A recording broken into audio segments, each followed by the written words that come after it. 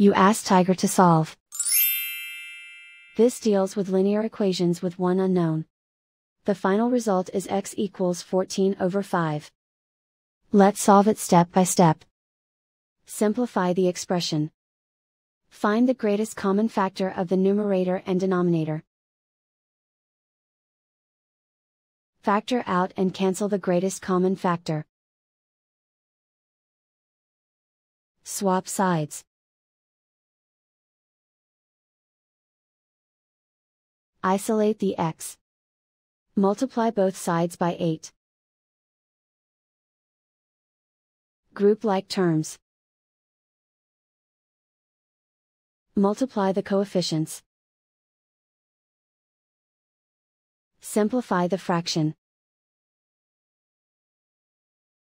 Multiply the fractions. Simplify the arithmetic.